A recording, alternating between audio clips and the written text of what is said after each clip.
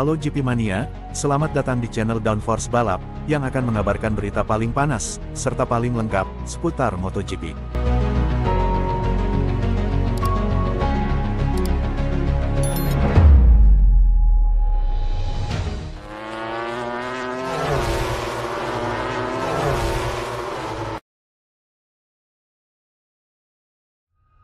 Bagnaia, saya tidak pernah meremehkan lawan, Martin dan Vinales sangat kompetitif.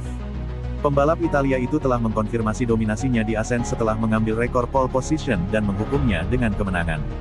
Jorge Martin tidak bisa berbuat apa-apa, pembalap Spanyol itu yang paling dekat untuk mengalahkannya, namun katedral sepeda motor tampaknya menjadi sirkuit andalan bagi sirkuit resmi Ducati. Selain itu, ia memanfaatkan kesempatan ini untuk memberikan kunci yang membuatnya merasa nyaman di jalur ini.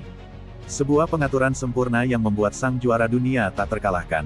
Sejauh ini sudah 2 hari yang sempurna, tapi tujuan utamanya selalu balapan di hari Minggu. Namun, untuk saat ini, sepertinya akhir pekan yang menyenangkan dan sepeda saya berjalan dengan sempurna. Kami telah membangun pengaturan ini selama beberapa balapan terakhir dan ini bekerja dengan sangat baik. Saya senang sekali, meski sebenarnya di sprint saya tidak terlalu senang dengan ban hard di depan, karena gripnya tidak sama dengan ban medium di tikungan cepat. Saya masih bisa melakukan presisi dan kecepatannya luar biasa, jadi saya sangat senang.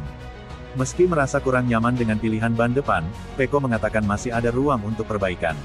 Saya merasa tidak enak menggunakan ban depan yang keras, tapi masih ada sedikit ruang.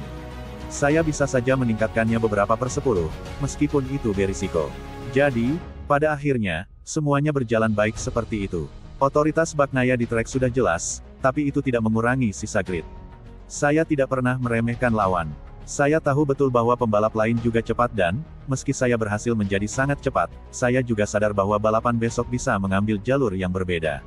Martin dan Maverick sangat kompetitif, jadi penting untuk tetap fokus dan memikirkan hari esok. Ini akan menjadi hari yang sangat penting, karena hasil yang terpenting adalah hari Minggu dan kami harus berusaha meraih kemenangan lagi. Tentu saja, tujuan pada hari Minggu adalah kemenangan, meski tidak ada yang bisa dianggap remeh. Kami akan berusaha, meski kondisi bisa berubah, karena menurut mereka besok akan berawan dan lebih sejuk. Kita harus melihat apa yang terjadi dengan bannya, juga karena ban belakang yang lunak sangat efisien tetapi bisa robek jika cuaca menjadi lebih dingin. Pemilihan ban akan menjadi hal mendasar seperti biasa, tetapi sedikit rumit. Untuk berlari dengan medium, Anda harus yakin bahwa Anda berada di depan tanpa ada seorang pun di depan Anda, sedangkan dengan hard Anda memiliki margin yang lebih besar. Namun, dengan suhu udara yang lebih rendah, tanpa sinar matahari, dan suhu aspal yang lebih rendah 10 derajat, perjalanan yang sulit berjalan dengan baik tetapi bisa lebih buruk dibandingkan saat ini. Juga pagi ini, saya banyak berlatih pada ban medium dan saya merasa sangat baik, jadi, jika kondisinya tidak cocok untuk ban keras, kami akan memilihnya, tambahnya. Dengan Jorge Martin yang masih mempertahankan keunggulan, Pecco Bagnaia semakin dekat dan memiliki strategi yang jelas untuk diikuti. Itu tidak mudah, karena Anda tahu Anda harus menang dan kesalahan kecil bisa membuat Anda kehilangan banyak poin, karena Jorge akan selalu berada di puncak dan dia melakukan pekerjaan luar biasa. Kemarin dia kesulitan dan pagi ini dia tidak terlalu cepat, tapi kemudian dia berhasil melakukan waktu yang luar biasa di kualifikasi dan dia sangat kuat di awal sprint, jadi penting untuk melanjutkan dengan cara ini dan tidak menjadi terobsesi untuk mendapatkan lebih banyak poin, karena 2 atau 3 poin per akhir pekan sudah cukup.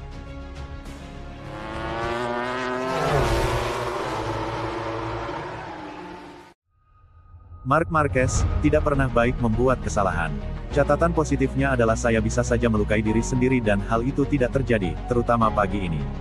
Marc Marquez gagal menyelesaikan balapan sprint MotoGP untuk pertama kalinya musim ini setelah mengalami kecelakaan yang tidak biasa pada awal lap 2 di Assen. Pembalap Gresini Ducati, yang start dari posisi ke-7 setelah mengalami kecelakaan cepat saat mencoba melewati Alex Espargaro di tikungan 7 pada kualifikasi, memperoleh 2 posisi pada lap pembuka.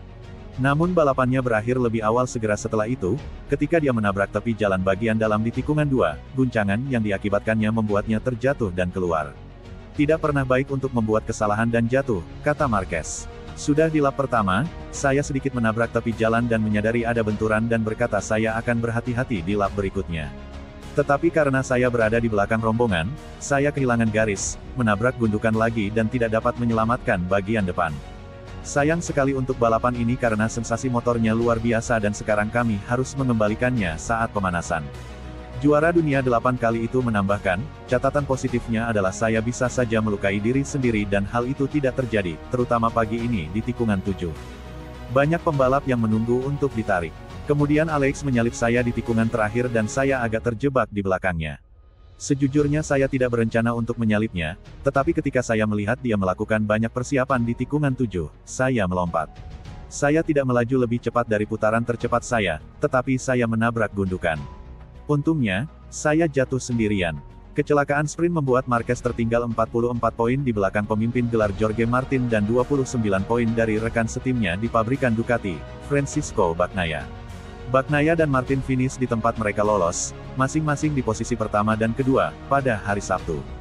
Dengan Mark tersingkir, rekan setimnya dan saudara laki-lakinya Alex menjadi satu-satunya pebalap Gresini yang mencapai bendera kota-kota.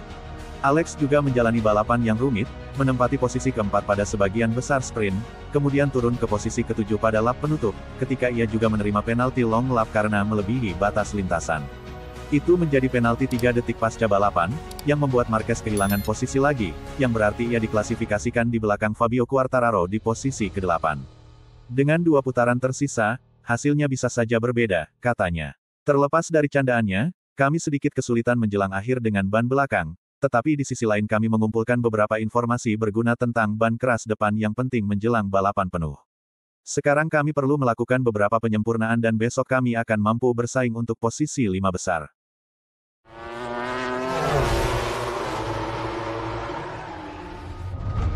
Yamaha siapkan mesin baru yang sangat bagus di Asen. Alex Rins, mesin baru, kami hanya punya 1 per pembalap, jadi kami perlu bermain sedikit. Duet Yamaha Fabio Quartararo dan Alex Rins keduanya mengonfirmasi bahwa mereka mencoba mesin MotoGP baru yang menjanjikan selama tes privat baru-baru ini di Valencia. Namun mereka memberikan pandangan berbeda mengenai apakah mesin baru tersebut akan tersedia di Asen akhir pekan ini. Kami menguji mesin yang sangat bagus di Valencia, Motomatters.com mengutip pernyataan Quartararo. Mesin ini meningkat pesat dalam hal kelincahan dan belokan dan saya pikir ini akan menjadi bantuan yang sangat besar untuk masa depan. Salah satu masalah terbesar kami adalah menikung, tambah Rins. Dan dengan mesin ini cukup membantu. Namun mereka berbeda pendapat mengenai kapan mesin tersebut akan muncul di Grand Prix. Kami belum bisa menggunakannya sekarang. Saya tidak tahu kapan kami bisa menggunakannya, klaim Quartararo. Namun, Rins, secara terpisah, menegaskan bahwa mesin tersebut tersedia di pitbox Yamaha di Asen. Tes kami yang sebenarnya akan dilakukan besok dan selama akhir pekan. Umpan balik sebenarnya akan dilakukan pada hari Minggu setelah balapan. Bandingkan dengan pembalap lain, mesin baru, kami hanya punya 1 per pembalap, jadi kami perlu bermain sedikit. Kami akan memasangnya di 1 motor dan motor lainnya akan menggunakan yang standar.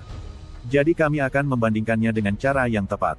Daftar resmi mesin MotoGP, yang diterbitkan menjelang akhir-akhir pekan Asen, akan mengonfirmasi apakah pebalap Yamaha telah menggunakan mesin baru. Yamaha dan Honda adalah satu-satunya pabrikan MotoGP yang diizinkan mengubah spesifikasi mesin sepanjang musim sebagai bagian dari rating D mereka di konsesi.